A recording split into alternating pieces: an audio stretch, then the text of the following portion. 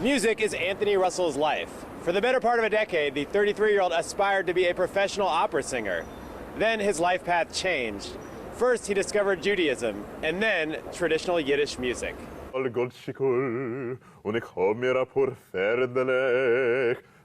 I primarily sing in Yiddish, so because of that, I tend to go as Anthony Mordechai Tzvi Russell. Russell is probably not what most people imagine when they think of a Yiddish singer.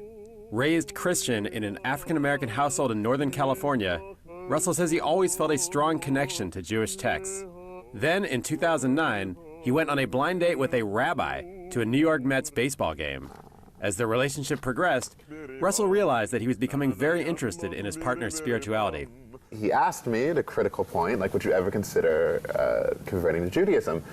And it wasn't very hard for me, because I was like, yeah, actually, you know what, I would.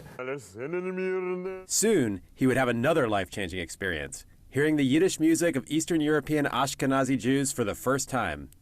While watching the Coen brothers movie A Serious Man, he heard a song by the legendary singer Sidor Bolarski. Russell, who had been pursuing a career in opera, was hooked. I decided to do some more research about Sidor Bolarski and his music, and I found this amazing repertoire of music that was soulful and just dramatic and full of like interpretive possibilities for anyone who decided they really wanted to devote themselves to it, and that's what I decided I wanted to do. Russell, who now lives in the San Francisco area, sees important connections between African American and Jewish culture, particularly around the ideas of exile and redemption. If you consider, the African American experience historically, it's no wonder that so many of our texts around the idea of freedom come from the Torah. These are ideas that still have currency. He says he's received positive reactions from his own family, as well as the Jewish community he's now a part of. When I got back from the mikvah after formally converting, I texted my mother and I said, well, it's done. Your son is a Jew. And she texted me back and she said, I'm proud of you. And she said, I hope they treat my baby well.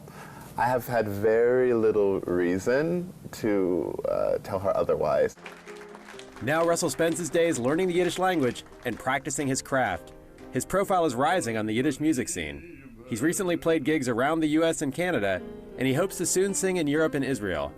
And for anyone who sees him perform, it's a good bet that it will be an eye-opening experience. It is unusual to see a guy get up and a black guy get up and sing in Yiddish for about an hour, but my hope is that, once that hour is over, people feel differently about Yiddish, and people feel differently about the abilities of what African Americans can do expressively by the time that's over.